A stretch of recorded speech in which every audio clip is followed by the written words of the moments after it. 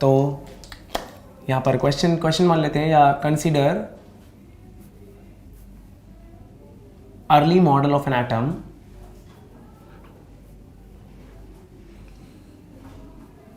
in which there is a small positively charged nucleus at the center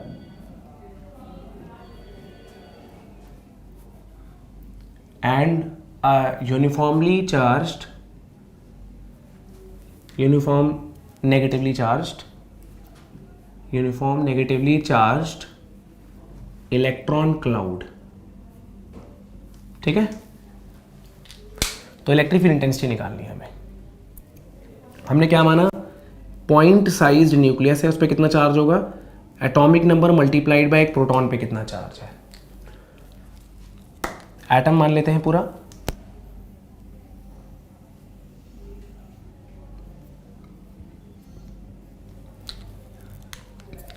ये atom negatively charged,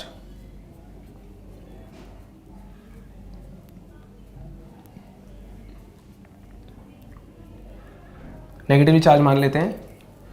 तो सबसे पहले charge density देखनी पड़ेगी इस पे कितनी होगी। तो देखो भैया ऐसा है, सारे इलेक्ट्रॉन्स में मिला के उतना ही चार्ज होगा जितना न्यूक्लियस पे चार्ज है, -ZE divided by volume 4/3 πr³ electron density.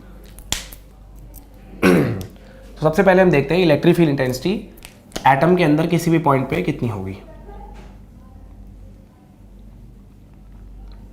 ठीक है, क्वेश्चन सरफेस बनाया, तो उसमें case 1 electric field intensity, atom की radius capital R, electric field intensity at a point r less than capital R। ठीक है ना, तो यहाँ पर हम इलेक्ट्रिक फील्ड इंटेंसिटी ऐसे मान लेते हैं और n कैप को भी ऐसे ही मान लेते हैं according to Gauss theorem.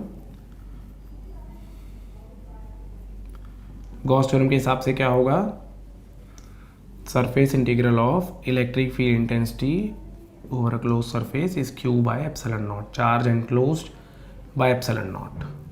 Important point है, E और DS में cos 0 डिग्री आ रहा है, not a big issue. E DS cos 0 degree, E और n कैप में 0 डिग्री आ रहा है। चार्ज एनक्लोज कितना है, इस ब्लैक वाले सरफेस के अंदर कितना चार्ज है बेटा, पूरा का पूरा तो न्यूक्लियस एनक्लोज्ड है, लेकिन क्या सारे इलेक्ट्रॉन्स का चार्ज एनक्लोज्ड है, नहीं। तो चार्ज एनक्लोज एक इंपॉर्टेंट थिंग है। यहाँ पर देखते हैं क्या, पहला पूरे के पूरे न्यूक्लियस का तो चार्ज आ जाएगा, लेकिन इलेक्ट्रॉन की वजह से कितना आएगा, रो मतलब charge density of electron multiplied by जितनी भी वॉल्यूम इसकी है, जो कि मैं 4/3 πr³ मान लेता हूँ, है ना। Charge density multiplied by that volume divided by epsilon not, ये आपका चार्ज एनक्लोज्ड आएगा। तो E बाहर ले लेता हूँ, DS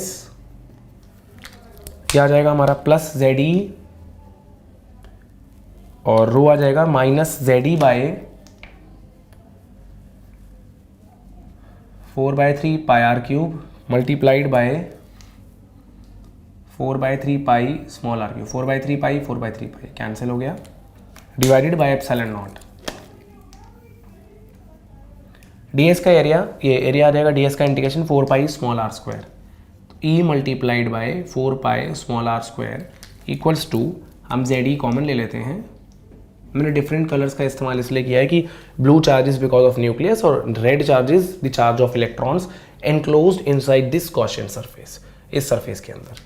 ठीक है ना, this will be 1 - r³ by capital R³ divided by epsilon naught. तो इलेक्ट्रिक फील्ड आ जाएगी हमारी ZE by 4πr², 1 - r³ by capital R³ epsilon naught, right. This is electric field inside an atom. Atom के अंदर centre से r की दूरी पे इलेक्ट्रिक फील्ड इंटेंसिटी ये होती है। ठीक है ना, अर्ली मॉडल ऑफ एटम के हिसाब से देखा। अब अगर यही इलेक्ट्रिक फील्ड इंटेंसिटी आपको एटम के बाहर निकालनी हो तो क्या होगा, देख लो आप।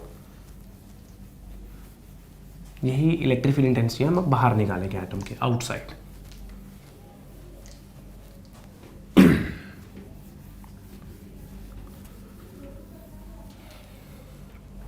केस 2 है हमारा यहाँ पर electric field intensity outside the atom, outside the atom. ठीक है, तो देखो न्यूक्लियस बनाते हैं पॉजिटिवली चार्ज्ड प्लस ZE, है ना। यहाँ पर बच्चों इलेक्ट्रॉन क्लाउड बनाते हैं, uniformly charge electron cloud, negative negative negative.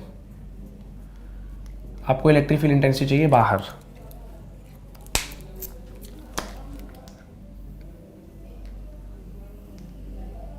ये मान लेते हैं हम स्मॉल r, इसके बाहर तो small r greater than capital R हो गया case.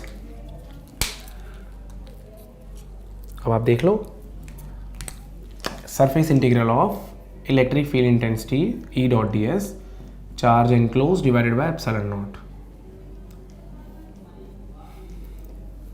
Surface integral of E dot ds charge enclose कितना है, देखो पूरा न्यूक्लियस का चार्ज है, बिल्कुल है, प्लस ZE। सारे इलेक्ट्रॉन्स पे कितना चार्ज आएगा, रो मल्टीप्लाइड बाय पूरी की पूरी वॉल्यूम। भाई एनक्लोज वॉल्यूम तो अब इतनी लोगे ना, कॉशन सरफेस की वॉल्यूम थोड़ी ना लोगे, जितने में चार्ज है उतनी वॉल्यूम लोगे, तो रो मल्टीप्लाइड बाय पूरी वॉल्यूम है अब तो पूरा का पूरा चार्ज एनक्लोज हो गया 4/3 पाई r cube divided by epsilon not. ये आ गया हमारा surface integral E dot ds plus ZE, रो की जगह कितना था रो बताओ, minus ZE by 4/3 pi r cube. तो आ जाएगा रो इंटू 4/3 पाई r क्यूब आ जाएगा minus ZE divided by epsilon naught. तो भैया ZE माइनस ZE इज 0, तो surface integral E dot ds क्या आ गया, 0 आ गया। तो outside the atom electric field 0 होती है, एटम के बाहर इलेक्ट्रिक फील्ड 0 होती है। ठीक है ना, electric field outside the atom is 0। तो ये हमारा early model of an atom हो गया, अंदर इलेक्ट्रिक फील्ड का एक फंक्शन आया था और बाहर इलेक्ट्रिक फील्ड 0 होती है।